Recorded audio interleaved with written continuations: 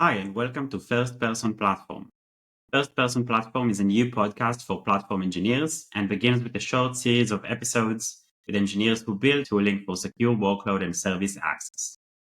In each episode, we'll be digging into what was the motivation behind building the system, a bit of the origin story, and lessons learned. I'm Ori Shoshan, the co-founder / CTO of Authorize, where we build open source software for automating workload IAM. Joining me this time is Andrew Moore, who leads the Platform Authentication team at Uber. Hi, Andrew. Hello. Let's get going. So we're gonna start with a little warm-up question to get a conversation going. Andrew, I know Uber is still going through a migration to Kubernetes, so there are a lot of stuff that don't run on Kube. But let me still ask you this, since we always start this way. What are two must-have tools to deploy on a Kubernetes cluster, and one common tool you prefer not to use? Sure. So for me, I actually don't have much in-depth experience with Kubernetes itself. Uber's migration to using Kubernetes is also sort of a personal migration to learning more about it.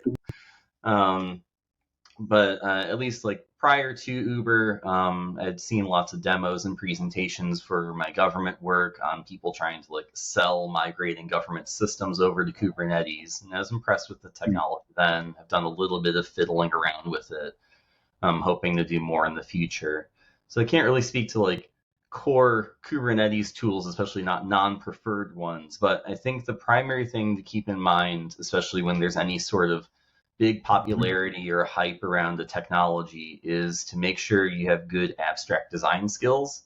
There's a trap that managers and engineers can all fall into where we start getting really too far into the details and weeds of a problem before solving it at a higher order. The big thing I've seen as a mistake is saying, how can we deploy this on Kubernetes? Like before we even solve for like, well, what does the solution actually look like? Deploying on Kubernetes is not a business level objective that like a CEO is striving for. The CEO wants to solve a specific problem. Kubernetes might be a part of the solution, but it's not like the core solution of things. So rather than starting that low level, you always got to make sure you have the general solution for how the system should look like. And I guess when we talk about non-preferred tools, I would say in my experience, there's a lot of design tools I've seen out there for engineering that make it really tempting to choose specific technologies in your diagrams from the very start. Ones that have like AWS icons in them, or Kubernetes ones, or GCP ones. Very tempting. NoSQL. How can we use MongoDB? Yeah, so if you have that written down from the very beginning of your proposals, they might start getting accidentally propagated down as we're going to use AWS RDS, or we're going to use this like one Kubernetes tool for that, rather than what was the intention of the general idea of what this technology that AWS offers provides, but not necessarily AWS RDS. Right. Not to like, don't think I like this thing, how do we use it, but rather what do we need to achieve? What's the best tool for my team, for me to use to achieve that? Right, exactly. Yeah, so you always make sure just at the start, solve what's the system should look like, and then from there figure out, well, for the implementation, what's the things we'll import or buy or vendor or build in-house to fulfill those components. Yeah. So that's the important thing to always keep in mind. So if I have to be a little edgy about that, so maybe don't use Kubernetes if it's not the right tool, right? Yeah, I would say so. And any tool, it's not just for Kubernetes, any like cloud native thing. Yeah, just especially if it's super popular, make sure you don't just get sucked into we're going to use that tool because it's popular and well supported. It should actually solve what you're trying to do. Yeah, absolutely. I think a lot of trends in software are they're exactly that. They're just trends. It's almost like fashion. There's this new thing that's popular now and everybody is using it. And I think a lot of smaller companies like startups, they go straight to let's use this cloud provider and this new technology and let's use Kubernetes. But actually, I think most of them could get away with just like, one or two servers, if you want some redundancy. And Docker Compose, dare I say, just, fine, use Docker, it helps. But maybe you don't need container orchestration. You just need like Docker Compose up. So yeah, I can definitely, I agree. In 2 words. Yeah, for sure. So tell us a little bit about what you do and who you work for. I mentioned Uber, but now in your own words. Yeah.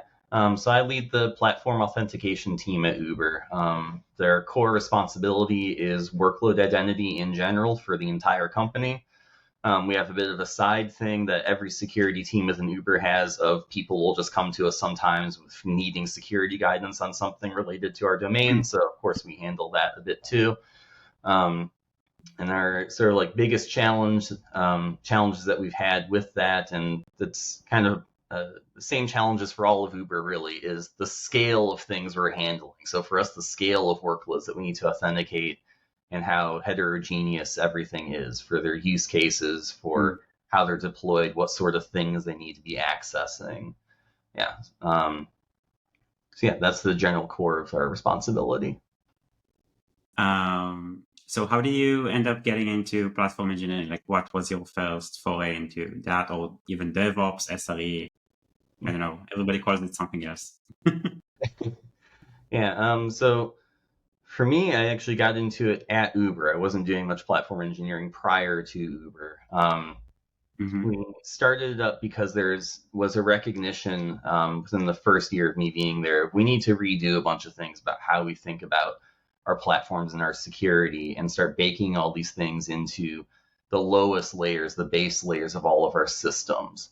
Make sure that we have, like, we're secure by default. Make sure there's a foundational level of security and not just something that's like bolted onto product, or it's some like optional side piece we'll gradually onboard people to. So that's something that eventually led to finding SPIRE in our little bit of journey there as our bottom turtle, as they like to say in the SPIRE community. Because it's turtles all the way down and it's secrets all the way down. I think that's the name of the book, right? There's a book on SPIFFE SPIRE. Yeah, Secrets all the way down. Yeah, solving the bottom turtle, I think, something similar to that. So I made up a different name, but there could be another book with the name Secrets All the Way Down. Yeah. And then because of that, I've gotten to learn from a bunch of people that were already platform engineers at Uber. Lots of brilliant people working on like bare metal, working on our deployment platforms, our data platforms, infrastructure, compute platforms, and they've been able to take in from them like all the rigor that it takes to like actually run something that low layer that the whole company is depending on for success. Right. That's how I got it. Yeah, I imagine if it's like a bolted on layer or an optional piece, then I mean that initially that may sound easier for developers since it's optional, but actually in many cases it turns out to not be optional. It's like a compliance requirement or something like that. And it just means that instead of it being the platform team's problem, it becomes everybody's problem. And everything that you take and multiply by 1,000 engineers is a massively bigger problem.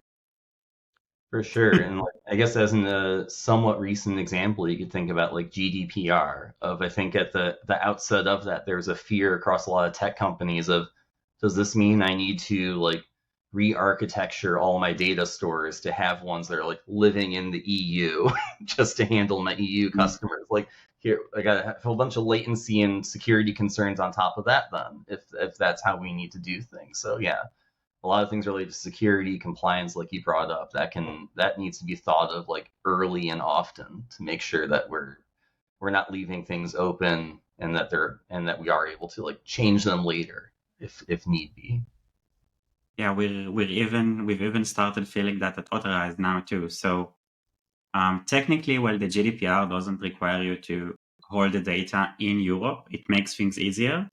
And a lot of European companies, German companies especially, turns out, will not readily do business with somebody when the data is in the US, even if legally it's all fine.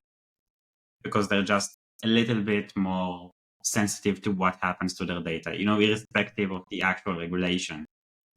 That introduces like a whole layer of complexity. How do you keep all your operations in the United States, but also, hold the data in the EU and make that all work?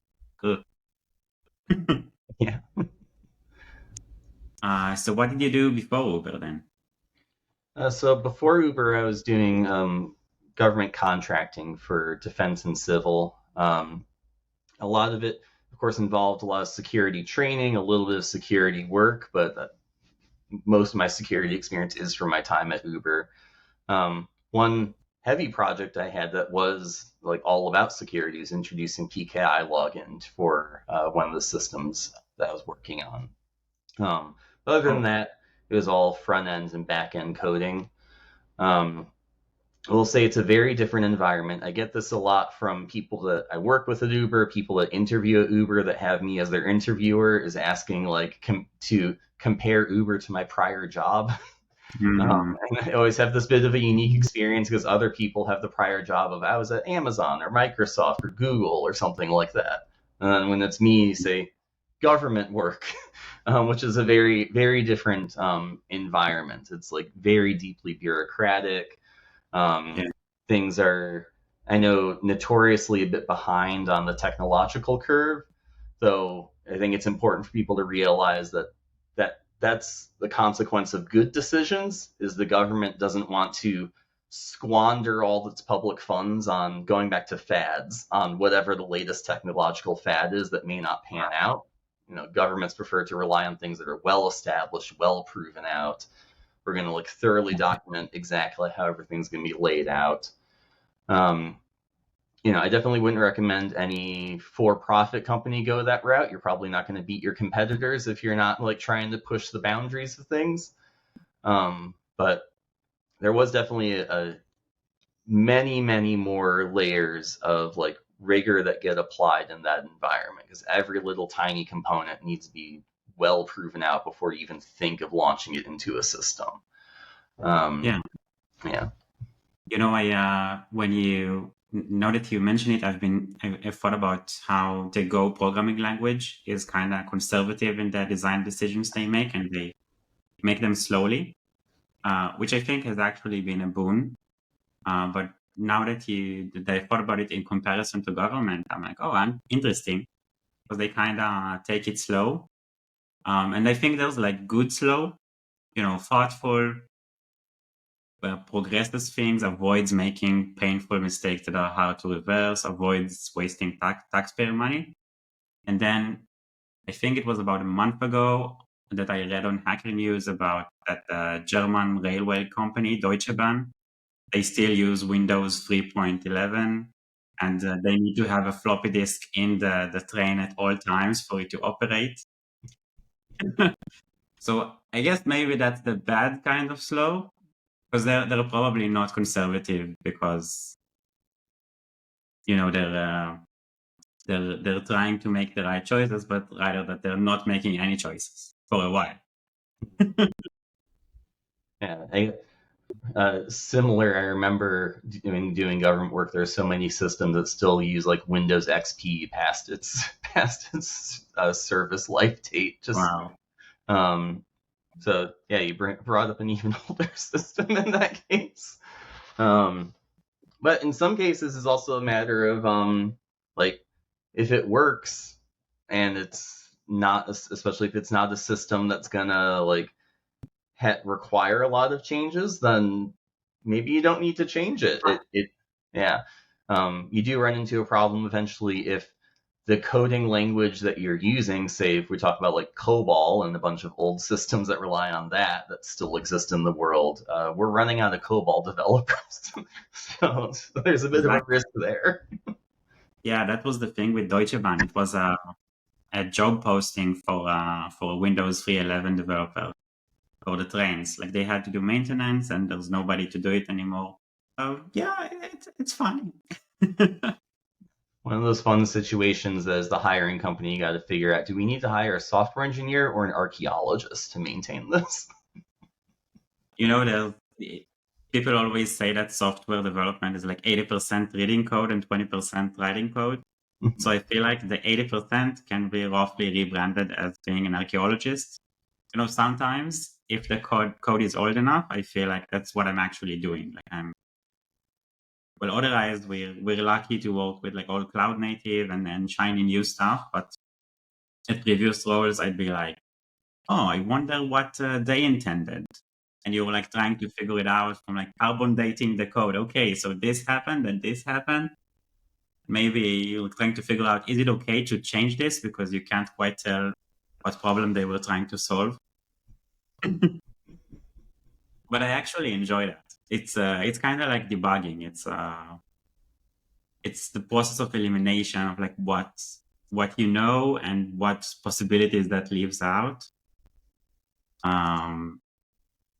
And yeah, Fun of being like a detective, sort of. yeah, exactly. It's like what happens when you get an error from a user and you have really partial information and you have some incorrect information. Sometimes users will give you like wrong information. They'll say I've upgraded, but they actually haven't.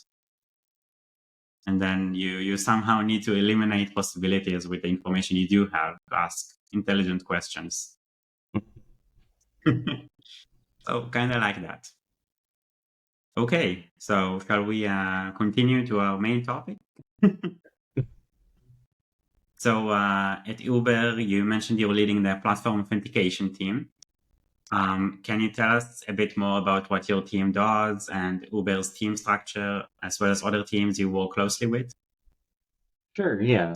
So like I mentioned before, we own Workload Identity as our like sort of primary core offering. We own a couple other PKI projects aside from that as well, just because it fit nicely into our domain once we were built up. Mm-hmm.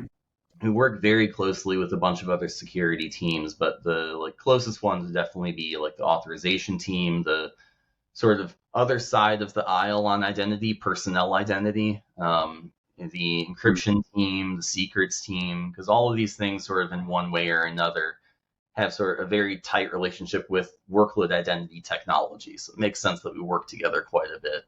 And then, of course, we also worked with a lot of platform teams, infrastructure teams also throughout Uber to get like our offerings, all of security's offerings, like as low in the stack as possible and be supporting them. Because first you got to secure all that infra before you can start securing like the people above them that they're serving effectively. If your infra is not secure, Right. what's the point? Exactly. Yeah, I know there are some. It's a bit off topic, but I know there are some SPIFFE initiatives to secure the network layer. So even like the switches, the routers, for them to have SVIDs, and when they communicate, you're able to tell which components your traffic went through, which is one level lower than we're all used to thinking in, like the network level, except with it's almost like layer 2, but with layer 7 information. Yeah.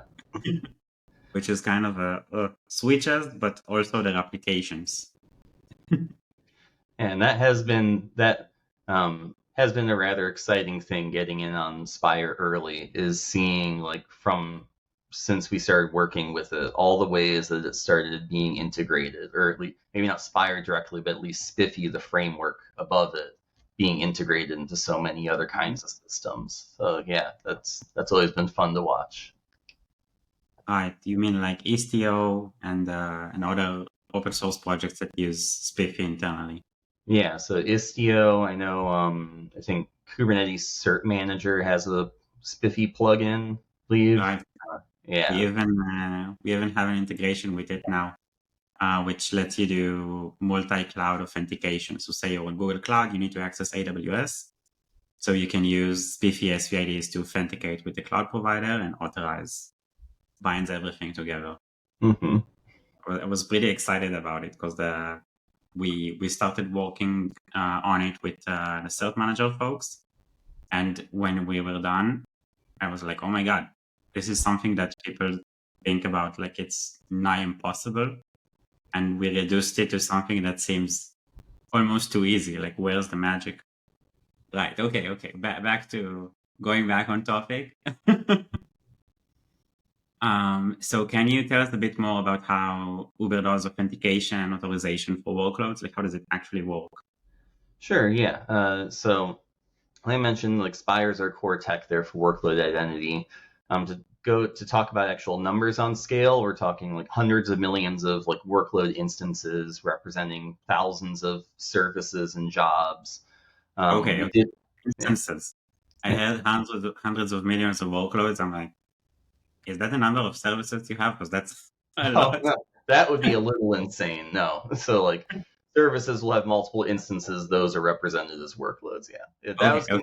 that was also confusing for me too initially when we started when I started on identity team, was decoupling those concepts of what's a workload versus a service. And that still is a bit of a Mm. confusion source for people that aren't familiar with the topic. But yeah, not hundreds of millions of services. That's way, you should Not start spit. yet. Yeah. Okay. Yeah. Sorry So for interrupting you. yeah, we did post a blog about that last year in, I think, about November. So everyone should definitely check that out. For like It'll be in things. Yeah, that'd be great. As sort of a summary for that blog, very, very high level. So we deploy Spire Agent fleet-wide to every single production host so that we're able to provide that workload identity throughout the whole tech stack. So I talked about before platform and infrastructure services, we give them identity. All our compute workloads, DevOps tools that live in production, front-end and back-end applications, just all of that being like tightly integrated into like getting being authenticated. The authorization side of things, so we made sure to try to choose a format for our SPIFFE IDs that makes them easily recognizable for like what service does this belong to.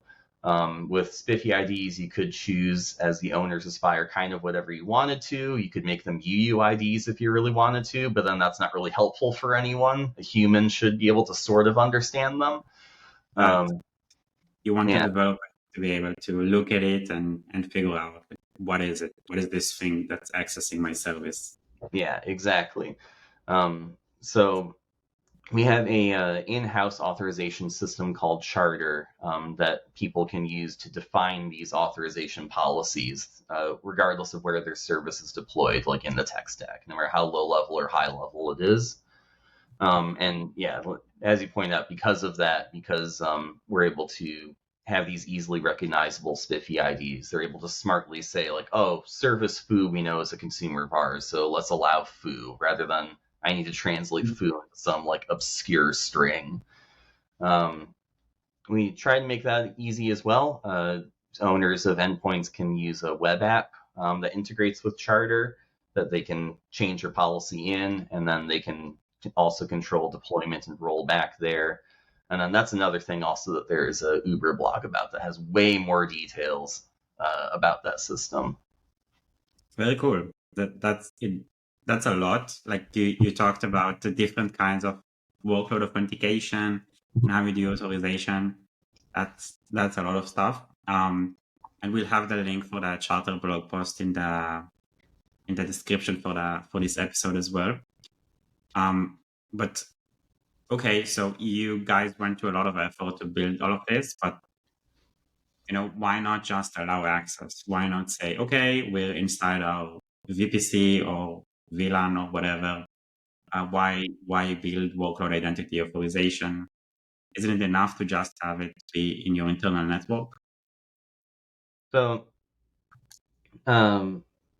if it's, say, like, definitely understand on like hobby projects, or say like for a startup company that just wants to like move fast, like especially if it's an employee of one, there's kind of no point in doing further internal security.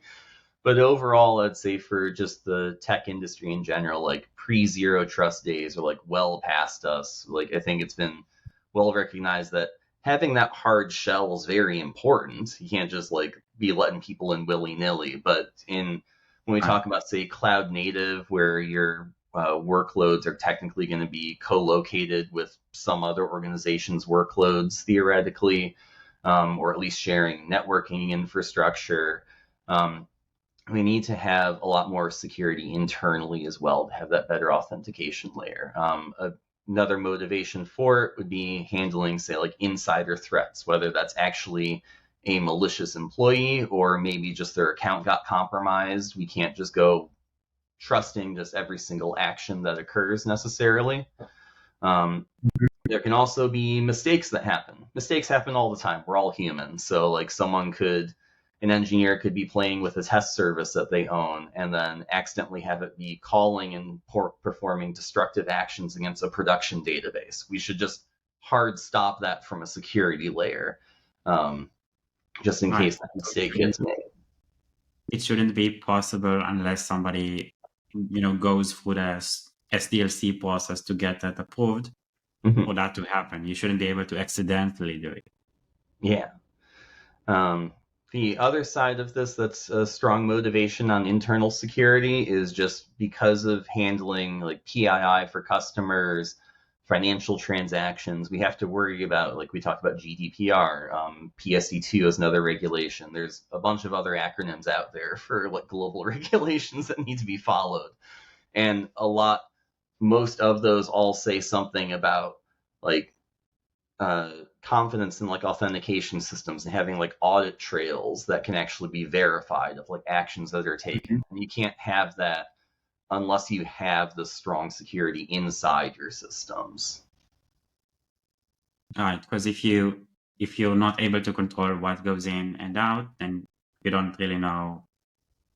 Some services may report, hey, I did this, but it doesn't mean it's the entire picture. You gotta have like a gatekeeper. Yeah. To control the access. Yeah, it might work out still in like some initial architectures, say if you're following like a traditional like 3-tier architecture. We talked about, say, if you're a really small company, you only got 2 servers, maybe that's okay. If you got like just a monolith service, there's not much you're really authenticating and authorizing then. It's just the one workload.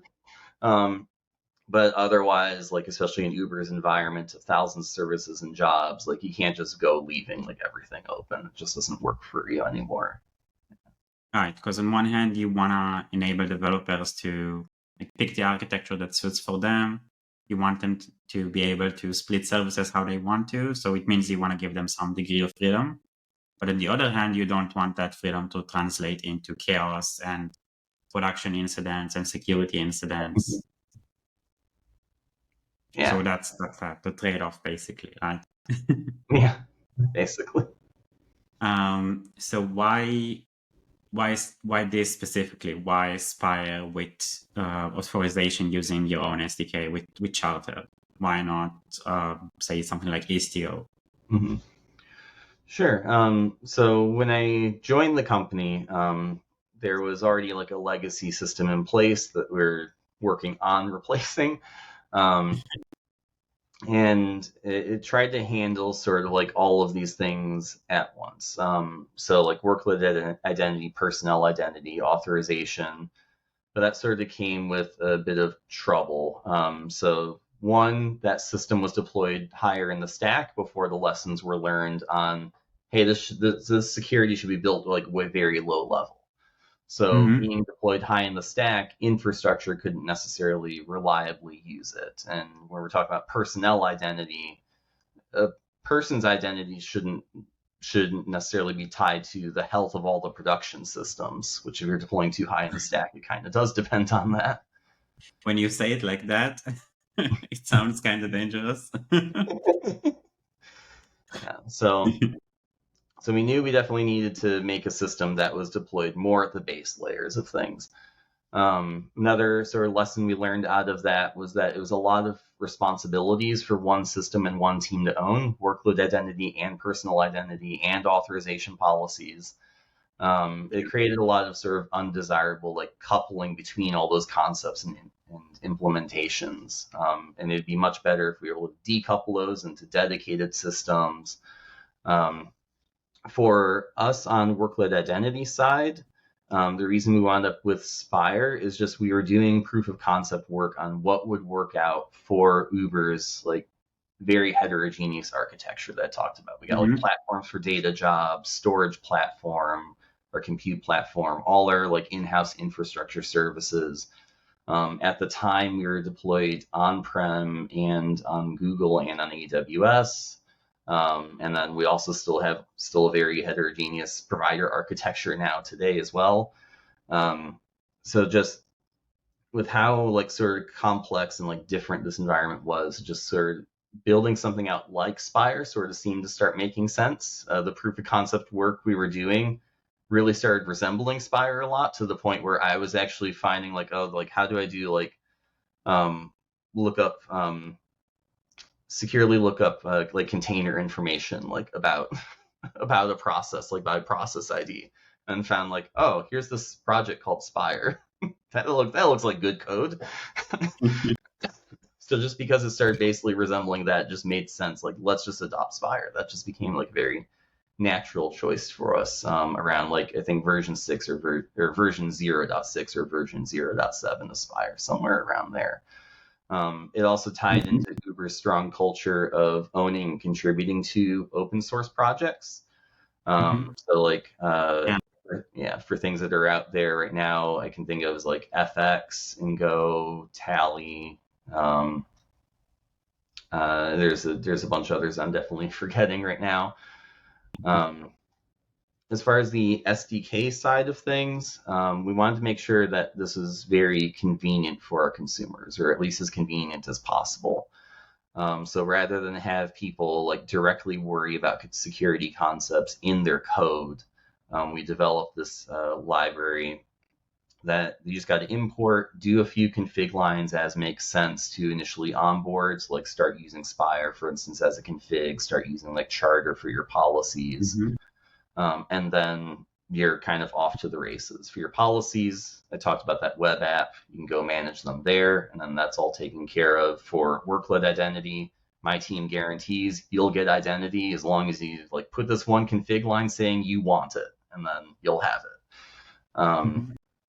Yeah, and then we especially got great benefits out of that pattern, because to talk about the third blog that Uber made a while back is we migrated to a monorepo pattern. So prior to that, with micro repos, if you owned a library, it's a bit of a pain you got to make sure every single other micro repo is updated with your SDK's newest releases. But in a monorepo pattern, we have the confidence of we made this change, whether it's trivial or very important, and we know everyone's going to get it. Like everyone's automatically picking up that change. Right. So the tooling you already work with, just your IDE even, is aware of everything in the repo, and you don't have to like hunt down references and make sure everybody is up to date.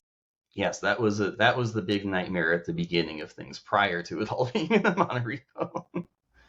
If we're talking about fads or fashion, like we did earlier, so I think not going monorepo for startups, for example, I don't know about bigger companies, is one of those, right? There was a time where having a repo for everything, for every service, the classic microservice architecture, was the way to go. And I think that's kind of fallen out of fashion, and even just microservices are for smaller companies becoming less popular. I remember when Hacker News was all why you need to do microservices, and now it's all the return of the monolith and the monorepo, and it's like there's a circle of fashion. We're gonna be back to microservices in some other name, I'm sure. Yeah, but this also goes back to talking about like just doing whatever sort of works best for your own organization. So going back to those, like if it's a very small company, you only got 3 or 4 services, kind of either one might work. Maybe a micro repos make more sense for you.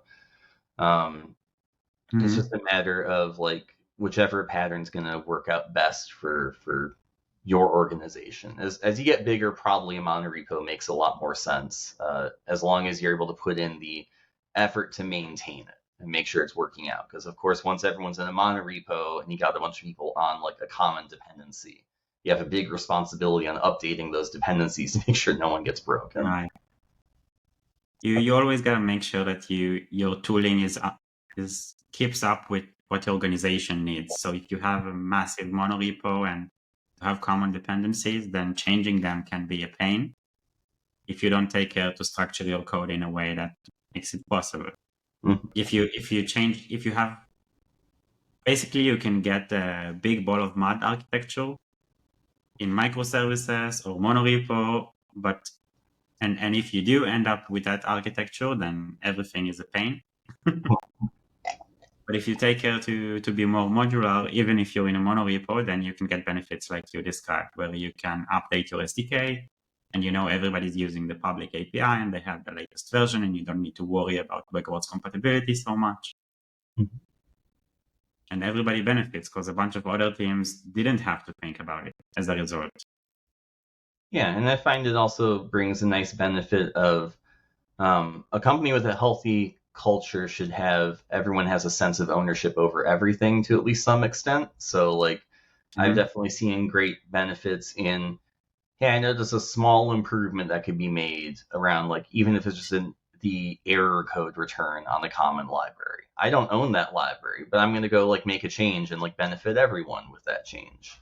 Rather than going like complaining to the owners of the library, I'll just like do a bit of work for them and ask like, hey, does this look good? Let's make everything better for everyone. Right. I feel like a lot of engineers will tend towards that initially, and they will stop doing that if you introduce enough friction.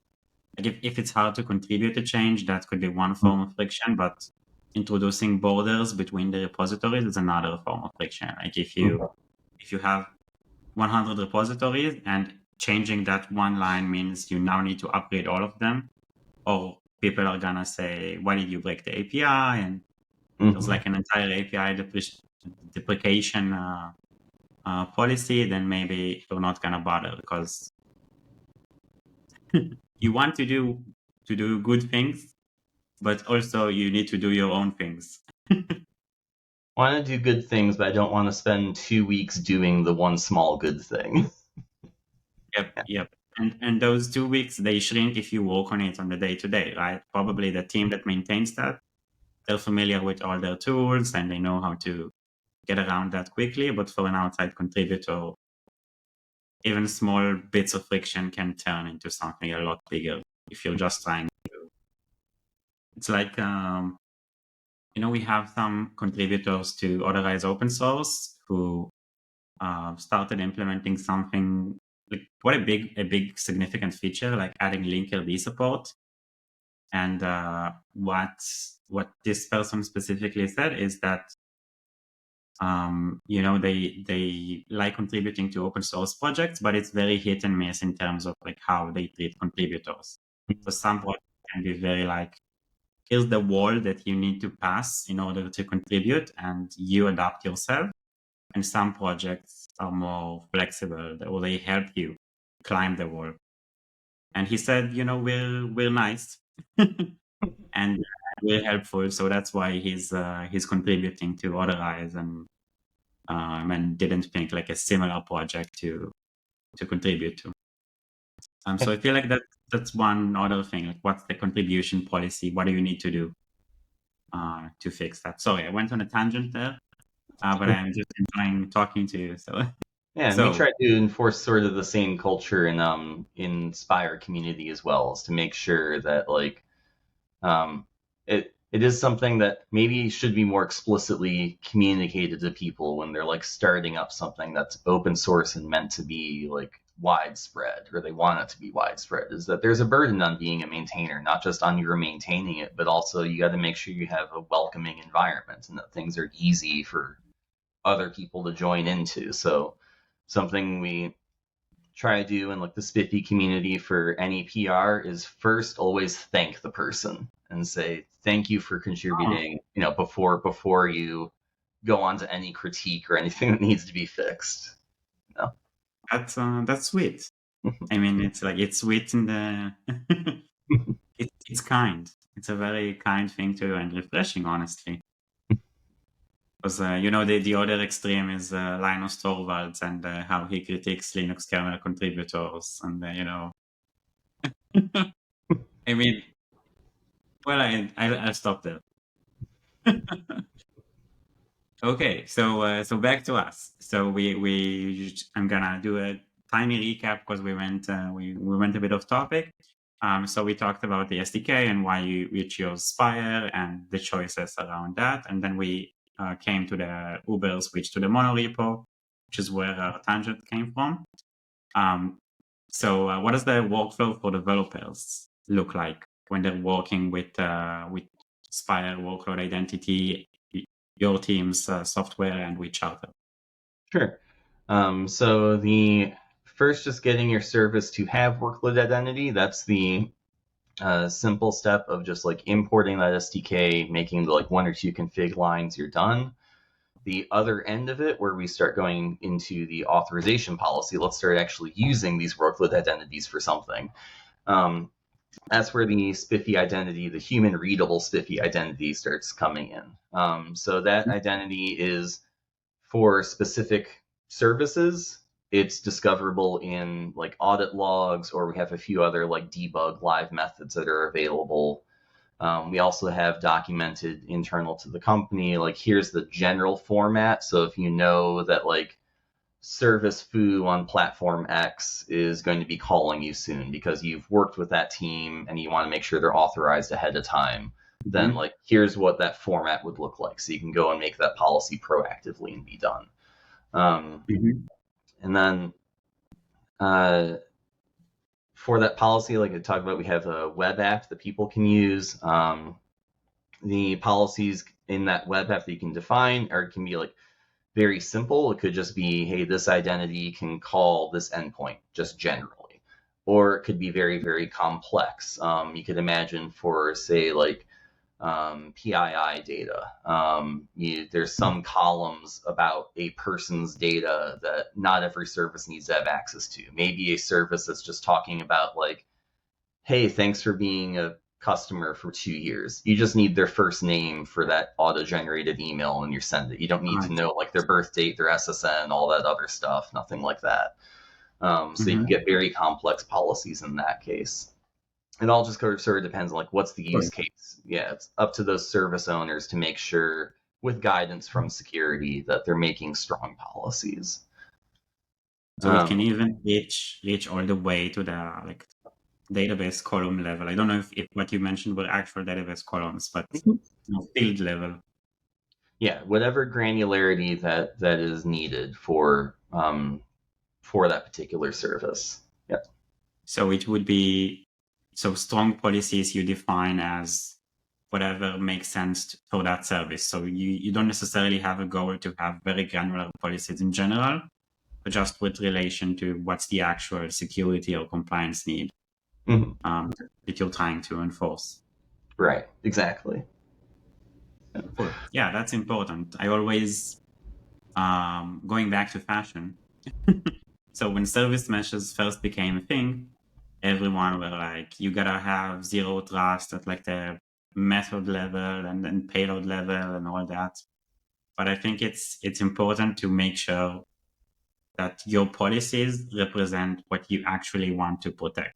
So if you're just making developers specify unnecessarily granular policies, you're slowing everybody down and adding a lot of overhead for no real benefit to anybody, other than the number of bytes that are stored in policies. That's going higher.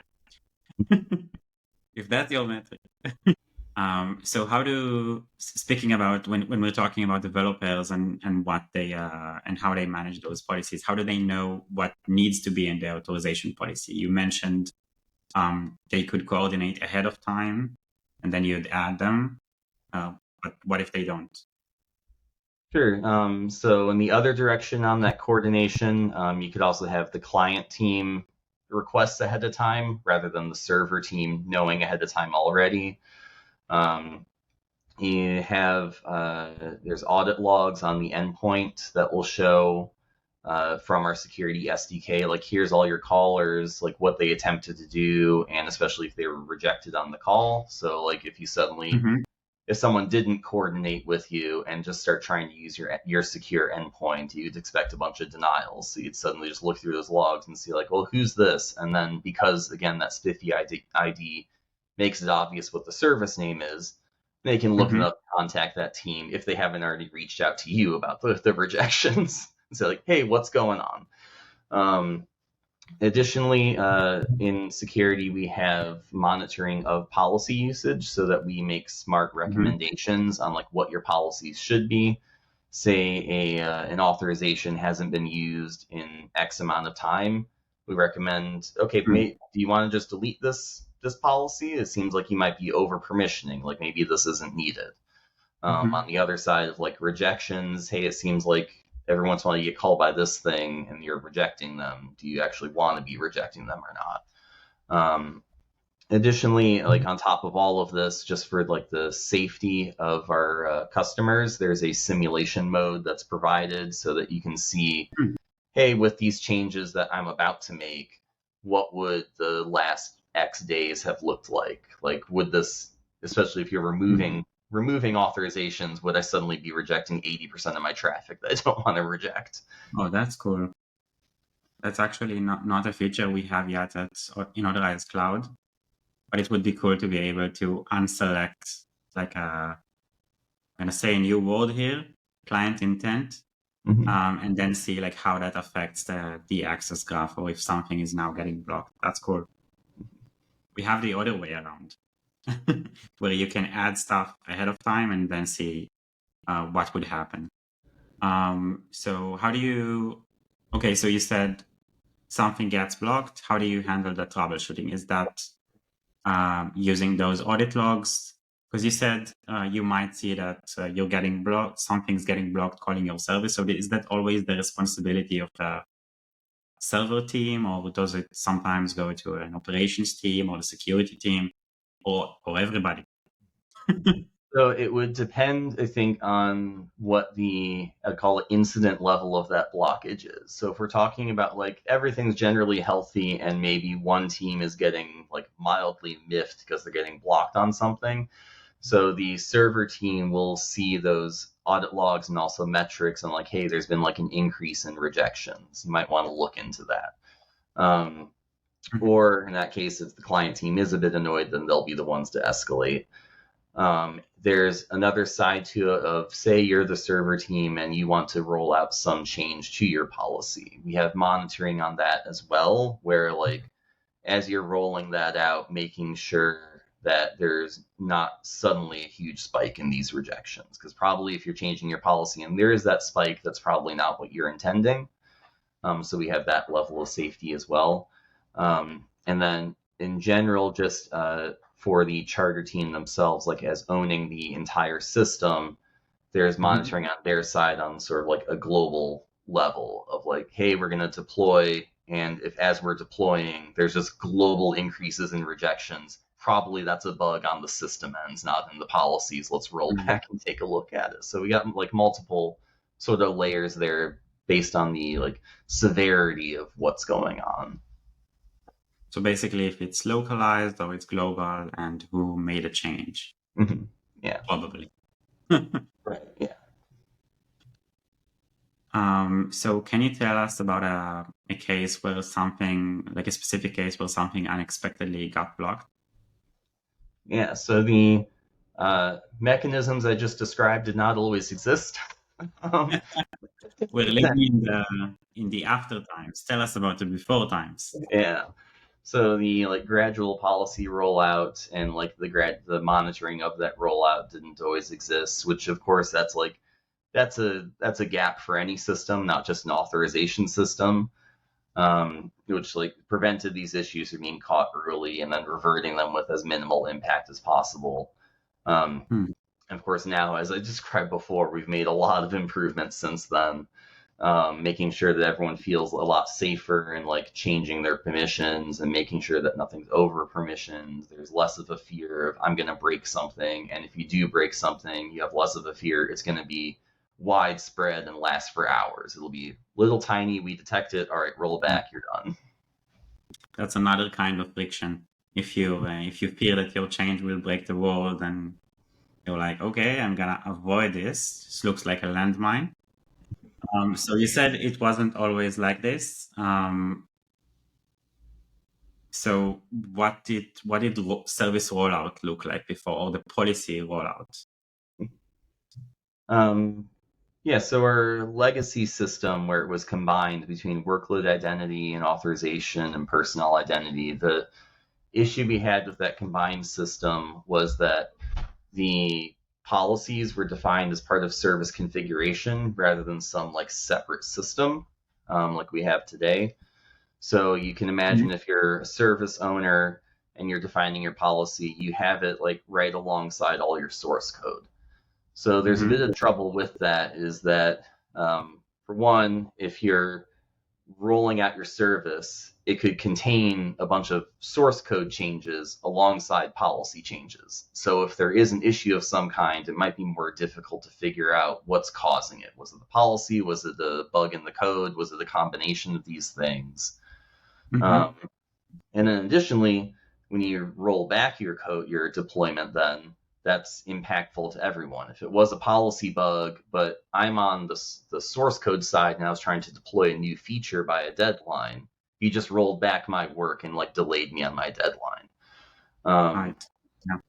Yeah. So and then the second bit of that is that of course means that like service rollout and policy rollout follow the same cadence of work. So, which also doesn't quite make sense because when you're working on, say, a bunch of potential features for your service, like a lot of it could be in some like half state where you're still working it out, but it is committed at least. It's not open for everyone yet. You certainly don't want to like expose new APIs or something, but you also need a policy rollout.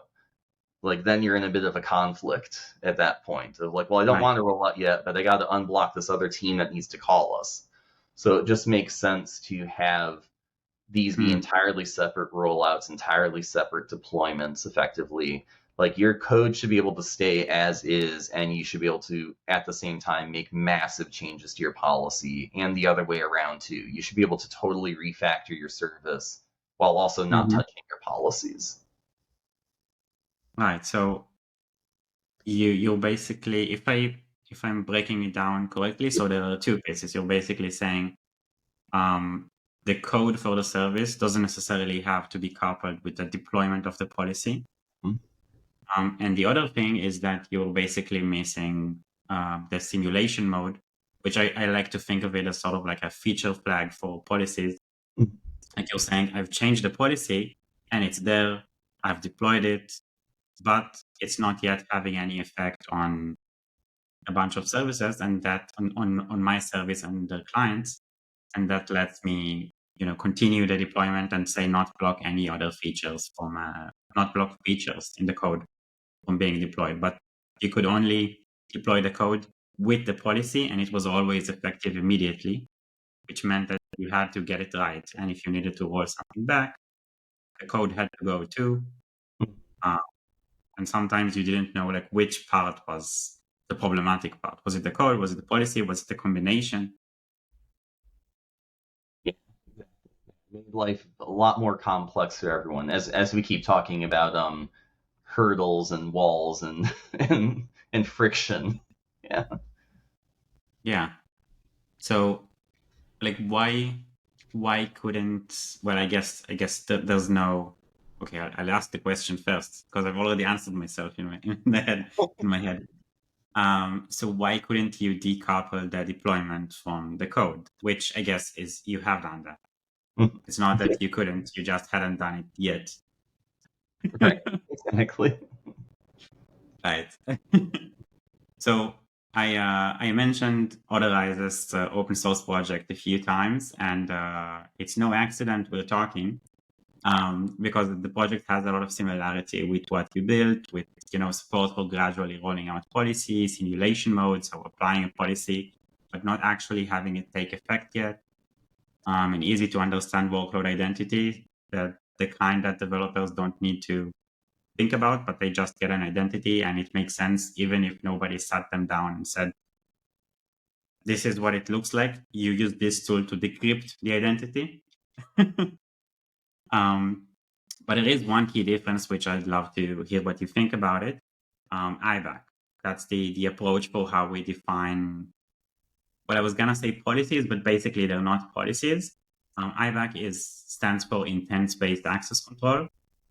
So basically, instead of developers declaring policies, on the server side, we have developers declare what they intend to call their client intents, which I also mentioned earlier, on the client side. So basically, each client service says what they need, instead of the server saying, here are all the clients that can call me. And it's kind of like, an iOS or Android app where you don't have the system with an allow list of here are all the apps that can access the GPS. Instead, every app is saying, I need access to the precise position API. And then the system decides, is it actually fine to allow this? Or should I not allow this? Because actually the user, which is, in our analogy, that's the server team or the security team, actually decided that no, even though the app requested this, it's not allowed. So we actually borrowed this concept from looking at what other people did when they built in-house authorization systems. And the main reason they did this is for deployment, to make the deployment lifecycle easier. So instead of the client team having to talk to the server team and then maybe something gets blocked and you have to escalate an issue, the client team says, I need this, and then the system does the hard work of figuring out, okay, I need to aggregate all the client policies and update the server policy to allow that. And as a result, if the client removes an intent, then the server doesn't need to be redeployed. When the client adds or removes an intent, you always have the correct policy. And if the server gets rolled back, the client is unaffected because the policy is not managed by the server's version, which is like a different twist on what on the solution you found for the problem of rolling back the server's code. So looking back at what your experience with your existing implementation and the before times, would you have considered doing it this way, or would you have taken elements of it to make it so that clients declare what they intend to access? Because with your solution today, clients still have to go to the server team and say, hey, I need access to this. Or basically the server team has to have an active part. Yeah, so talking about friction, which it feels like is just a running theme now for is user friction.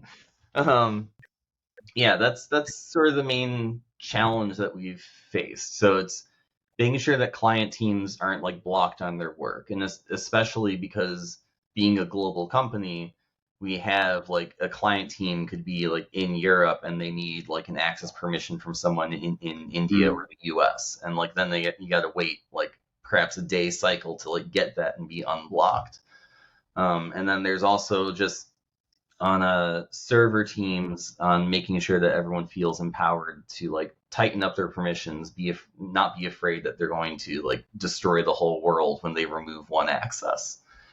So yeah, we do today have that friction and burden of like we need good commitment from server teams that they're not going to hang on for weeks on like a client team request.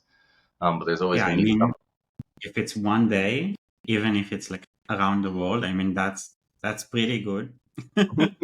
I'd say like one day, maybe it's not instant, but I guess you're not blocked for a long amount of time. If you're blocked for weeks, like you said, that's a problem. Yeah, but it could also be a problem. Yeah, if everyone has the good commitment of like a day, not so bad, but also being a global company, different regions all have different holidays. So like if the server team is on like a 4 or 5 day holiday, and then they also take more PTO because they want to take full advantage, then you might be blocked for a week or more. I see. Yeah. So yeah, as you described, like IBAC sounds like that would be like great for like velocity of everything. Make sure people are unblocked. I guess just one concern, I think you touched on this when you described the iOS implementation of it, if I understood right, is that we want to be careful about like the worst aspect of any security is the humans that are involved. Right. So when we are like talking about like humans either making mistakes or there's a malicious human that got into the system, we'd want to make sure that I can't just spin up a service and say, I have the intent to query and fully dump the social security database, the social security number database, right? And then start like tweeting that out somewhere, right? So, Yep. yeah. So you know the saying, guns don't kill people. So authorization doesn't steal data. People steal data. Yeah. So you're totally right, and this is like the first thing people say about IBAC is, wow, that sounds so much easier. The second thing people say about IBAC is, wait, but how do I make sure developers don't just declare whatever and then have access to delete the entire world by accident, right? Nobody says, okay, almost nobody says, what if I have well, what if there's an insider threat? But the first thing people think about, so what if somebody makes a mistake? How do we protect against that? So the way we think about that is client intents are just a declaration of like what you want to do, just like on iOS or Android. It doesn't necessarily mean that that has to be translated into a policy. Just like, Kubernetes deployment, it has a spec for a pod, which it's gonna try to create. But just because you give developers the ability to write a YAML doesn't mean that you need to accept any YAML. So we did something that's a bit controversial, which is to say we're not really solving that problem like holistically. We're saying instead of doing that, we're taking the cloud native approach, which is it's a declarative spec for saying what you need. And the way to enforce that you're only allowed to do what you're actually allowed to do is to use, say with a deployment spec, you can say your pod is going to be privileged and it's going to capture all the traffic and access everything on the host. But then you might have like a Verno or OPA gatekeeper keep you from actually doing that or use an image that's not allowed or hasn't been scanned. So instead of solving that problem holistically, a design goal for client intents is to be a format that you can statically analyze trivially, both for humans, but also for machines. And then you just write a Kyverno policy and say if you have a sensitive service and you want to make sure nobody requests access to a specific resource without going through the server team, then you can have the Kyverno policy on the server side. And then you essentially need to add it over there, which is separate from what the client intents are. Because once the client team no longer needs it, they might remove it. And then the effective policy gets cleaned up automatically, even though they're allowed to specify it again. So you're right that IBAC is an approach to like maximize velocity and reduce friction for developers. And there are other tools that are there to make sure that you only do things that are considered valid by the organization, like a Verno or OPA gatekeeper. And we are actually going to add an intent approval mechanism to Authorize Cloud, which will allow you to specify organizational policies and enforce them before intents get converted into policies. So I guess to sum it up, your point is exactly correct. But I think that the Kubernetes approach, if you ask me, which not everybody asks me, but the Kubernetes approach to this would be to do separation of concerns. So one YAML is to declare what you need. Another YAML is to declare what's allowed. And what we found is that in a lot of cases, most services aren't terribly sensitive, but you do want to make sure that the access is intentional, that there are no mistakes, there are no accidents, no incidents caused by that, that there's no attacker. But you probably don't want an attacker to access the telemetry service, but maybe you also don't want to get approval from the server team. You just want to know that the access is intentional. So if you're thinking about, say, the services within a bank, there's the ledger service, which has an API for transferring money. Probably you want approval for that service. But there are probably a lot of other services where the only thing the security team is concerned with is making sure there's no attacker and that everything went through the regular SDLC process. It's been approved on Git and so on, but they don't want to be in the middle, right? It's a negative if they have to approve everything. Yeah, those definitely sound like the kind of like guardrails that you need, like around the system where you're putting more of that power on the client side, just to make sure they don't make any mistakes, because they might also just be fully mistaken in like what it is they actually need, because they don't understand like quite what their dependencies should be. On the also still related to security side of this, I'd say that a good cleanup thing that should exist in that sort of world would be, let's say I still declare in my YAML or whatever that like I have the intent of using the ledger service or something, but I've refactored and migrated my service now to a V2 that doesn't use the ledger service, but I still keep the intent there. Is I would definitely want there to be some sort of automation present to detect my code is no longer actually using this, and we can probably like clean up this intent now. Just in case an attacker does come in, impersonate my service, and now they have access to the ledger service, right? Yeah. That's the zero trust approach, right? You want to make sure that everybody has the minimal access that they actually need, which is not necessarily what they think they need. Just like you have, right? You mentioned that you have the security auditing where you're able to make suggestions because you might be over permissioned. So we do actually have that with Authorized Cloud, and you can implement it with Authorized Open Source, because so Authorized Open Source is two pieces, right? It's the Kubernetes operator that takes intents and turns them into, say, network policies or AWS IAM policies. And then there's another piece, the network mapper, which captures existing traffic and generates the client intents based on that traffic. So you could periodically regenerate them and compare them. And Authorized Cloud takes that data together, and we actually have a GitHub app that will submit a pull request and just tell you, hey, this is what you need to add or remove since you're no longer using this. So yeah, a zero trust policy means declaring access to what you need, but also making sure that's maintained over time because it might change. Just like you have. That sounds great then. All those tools to get working together to keep everything nice and tight with nice guardrails around the most sensitive things. Yeah. Yep.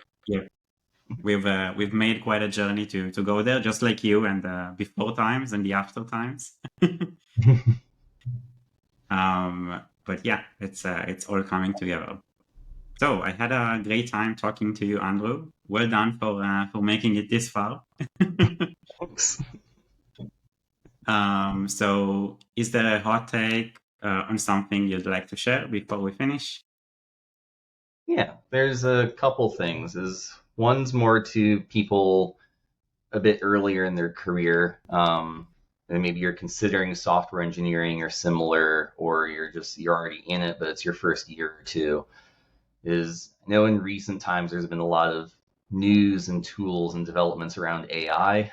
And at least for me, I would just say AI is not going to take over all of our jobs. It's funny you say that, because my previous guest, who, by the way, his first name was also Andrew, he basically said the opposite thing, that people are underestimating how much AI is going to change their jobs. Well, he didn't say take over our jobs, right? But he said it's going to change everything. I definitely agree it's going to change a lot of things. What I see it doing is that it's making us more efficient at our jobs. So like we can focus a lot more on like actually the fun of solving complex problems and novel problems, which is what we're more trained for and should be and get more experience with over time, versus writing like non-novel code. There's only so many ways to write like a for loop and do something to eat every element. Like give me back those 10 seconds and let the AI write that.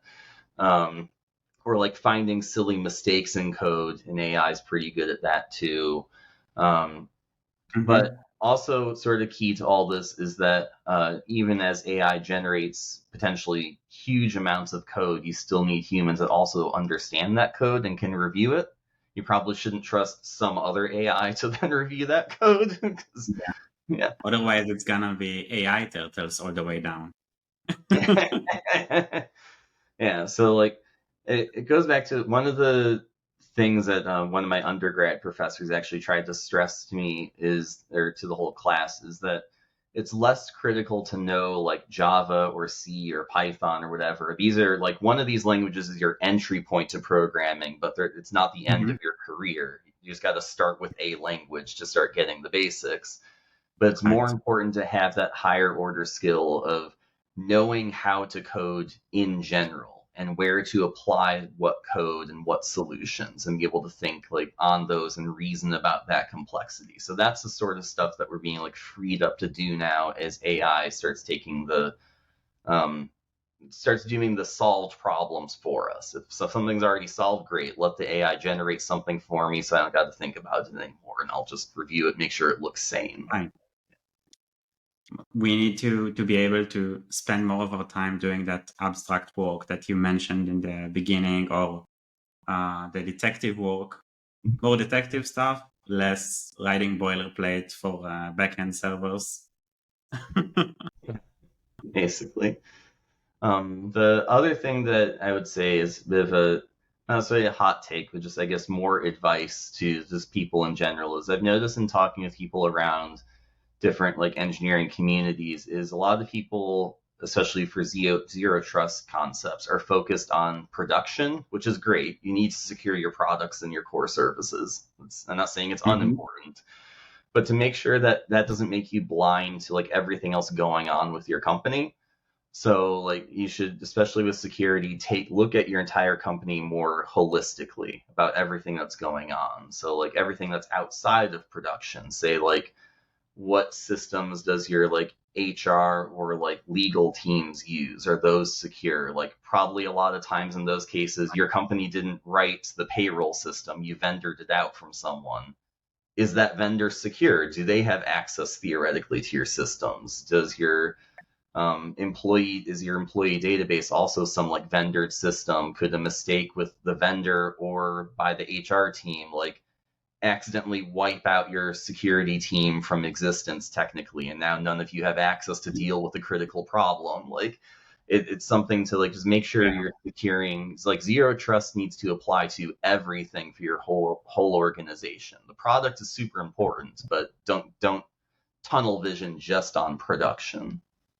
Right, right. There are a lot of automations nowadays connecting HR systems into everything else, which I get that it's crucial for a company that's big enough, because you might have like multiple employees onboarding every day. You can't have somebody going through and creating, updating accounts. That's very error prone. But on the other hand, like who uses those systems? Do they have zero trust in mind? Do they understand zero trust? Naturally, they understand a little less, which I don't blame them. Right? Not everybody nerds out about it like we do. But yeah, good point. Yeah, you gotta holistically think about what does the organization do with to apply zero trust, and what are the obvious places to apply it, and what are the less obvious or weaker spots that it might not be applied as well, and how does that actually affect us? I think that's a common theme we talked about. You know, in the beginning, should you use Kubernetes, or should you actually think about the business value first and about friction? So the common theme is, focusing on what's the outcome you want to get, and then what's the tool for your organization that's gonna get you there. Like, don't think let's use RDS, let's use MongoDB, but also don't think let's do zero trust just for production, right? Let's also do zero trust for the HR system. That's eventually provisioning access to production very indirectly, but that's what it does. Exactly. Yes. So when you start peeling the layers of where's the access all coming from? That is something that it's been an interesting conversation that I've had sometimes with people, is saying like, well, is your zero trust really like this production component, or is it someone sitting in HR that makes sure that your employment record still exists? Yeah, like where does it start? It's the same argument, I think, for supply chain, right? So how do you know your Go compiler isn't infected? Take the XZ vulnerability just now. Yeah, How do you know your HR system isn't compromised? But I guess, like all things, you gotta decide also where you draw the line. Where do you say, okay, this is good enough? Because it's just like lawyers reviewing contracts. You can't deal with all risks all the time. You gotta pick and choose like what gives the value, which risk is most relevant for your org. for sure. Yeah, unless you can staff millions of people at once into your security org, you got to stack rank things, but eventually you got to look outside of production. Yep. At least at a basic level, just consider it. So what's next for you? Personally, professionally, both? More tea? Yeah. So personally, I had my first child recently, actually last year. Congrats. Thanks.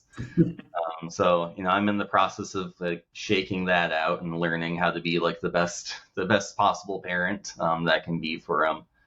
So that's going to be a lot of my time. But for professionally, I'm definitely like I mentioned, for short term, I'm going to be trying to pick up more about Kubernetes, especially with Uber, bringing it as a core platform.